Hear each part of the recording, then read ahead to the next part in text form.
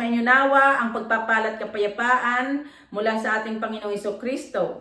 Matthew chapter 19 verse 16 nasusulat na, may isa namang lalaking lumapit sa Panginoon at nagtanong, Guro or teacher, ano pong kabutihan ang kailangan kong gawin upang magkamit ng buhay na walang hanggan? Ang sagot ng Panginoong Hesus, kung ibig mong magkamit ng buhay na walang hanggan, sundin mo ang mga utos. Alin po? Sagot ng binatang mayaman. Sumagot ang Panginoon, huwag kang papatay, huwag kang mangangalunya, huwag kang magnanakaw, huwag kang magsisinungaling sa iyong pagsaksi. Igalang mo ang iyong ama't ina at ibigin mo ang iyong kapwa gaya ng iyong sarili. Sinabi ng binatang mayaman, tinutupad ko pong lahat iyan, ano pa po ang dapat kong gawin? Sumagot ang Panginoon, kung ibig mong maging ganap, ipagbili mo ang iyong ari-arian at ipamahagi sa mga dukha ang pinagbilhan. Sinabi ng Panginoon, kapag ginawa mo iyan, magkakaroon ka ng kayamanan sa langit. Pagkatapos, bumalik ka at sumunod sa akin. Pagkarinig nito, malungkot na umalis ang binatang mayaman sapagkat siya napakayaman.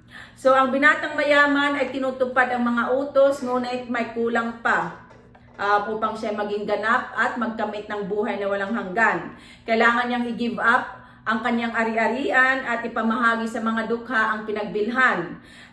Ngunit hindi niya ito magawa. Sinabi ng Panginoon sa Scriptures na hindi tayo makapaglilingkod ng sabay sa Diyos at sa kayamanan. So kahit sinusunod ng binatang mayaman ang mga utos, hindi naman talaga siya nananalig sa Panginoong Hesukristo. Sinabi ng Panginoong Hesus na ang sino mang magtiis na iwan ang tahanan o mag-give up ng tahanan, mga kapatid na babae at lalaki, ama, ina, mga anak o mga lupain alang-alang sa akin ay tatanggap ng makasandaang ibayo at pagkakalooban ng buhay na walang hanggan. So ang pag-give up sa mga bagay na hinihingi sa atin ng Panginoon, ang kapalit ay buhay na walang hanggan. Ang pag-give up sa mga bagay sa sanlibutan ay pagpapakumbaba at pagpapakitang may pananalig tayo sa Panginoon. Dahil hindi tayo naliligtas sa pamamagitan lamang ng pagsunod sa mga utos or sa paggawa ng kabutihan. Naliligtas tayo dahil sa ating pananalig sa Panginoon. Nasusulat sa Ephesians 2 verse 8 to 9 na dahil sa kagandahang loob ng Diyos, naligtas kayo sa pamamagitan ng iyong pananalig kay Kristo. Ang kaligtasan ito ay kaloob ng Diyos, hindi ito dahil sa ating mga gawa, sa ating mga mabubuting gawa. Kaya't walang dapat ipagmalaki ang sinuman. So kailangan natin ng pananalig na gaya ng sa bata or a childlike faith ayon sa kasulatan upang pagharian tayo ng Diyos at magkamit ng buhay na walang hanggan.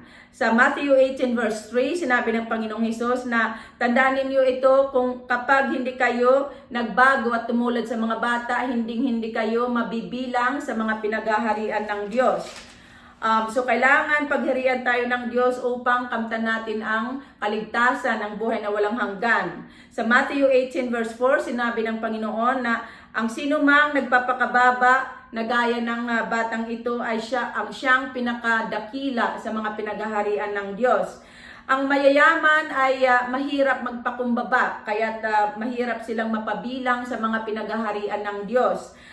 Sinabi ng Panginoong Hesus na napakahirap mapabilang ng mayaman sa mga pinaghaharian ng Diyos. Madali pang makaraan ang kamelyo sa butas ng karayom kaysa pasakop sa paghahari ng Diyos ang isang mayaman. Ang kamelyo ay di makararaan sa butas ng karayom. It is impossible. So parang impossible sa mayaman ang mapagharian sila ng Diyos. Ngunit kung ibig ng Diyos na maligtas ang isang mayaman or ang kahit sinuman, ang sinumang tao ay maliligtas siya sapagkat sa Diyos ay walang imposible. Iyon kung ibig ng Diyos. Okay, sinabi ng Panginoong Hesus na kung ibig nating magkamit ng buhay na walang hanggan ay sundin natin ang mga utos. Ang mga utos na iyan ay hindi natin iyan masusunod kung wala tayong kaalamang mula sa Diyos. Kailangan magkaroon tayo ng kaalaman at pangunawa upang masunod natin ang mga utos. Kailangan natin ang patnubay ng Espiritu Santo upang makasunod tayo sa kalooban ng Diyos. Ang Espiritu ang tumutulong sa atin upang masunod natin ang kalooban ng Diyos. Ang Espiritu ang nagpapaalala sa atin at nagtuturo sa mga sinabi at sa mga aral ng Panginoong Hesukristo.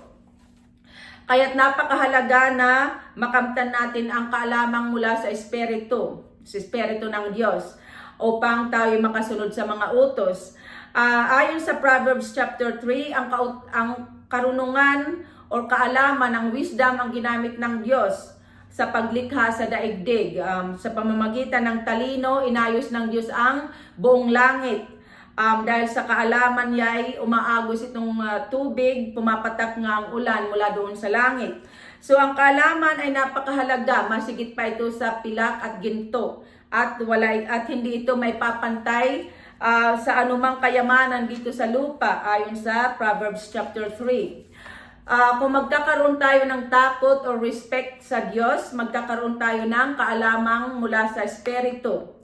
Ang Espiritu ang nagbibigay sa atin ng talino.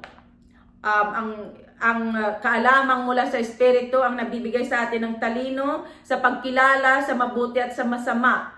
Ang kaalaman ang nagbibigay sa atin ng talino upang malaman natin ang dapat gawin at di dapat gawin. Ang kaalaman ang naglilihis sa atin sa kapahamakan, nagtuturo sa atin sa landas ng katuwiran. Ang kaalaman ang nag-iingat sa atin upang huwag tayong magkasala sa Diyos, kaya't nagiging panatag ang ating buhay. Ang kaalaman ang nagtuturo sa atin sa landas patungo sa buhay na walang hanggan.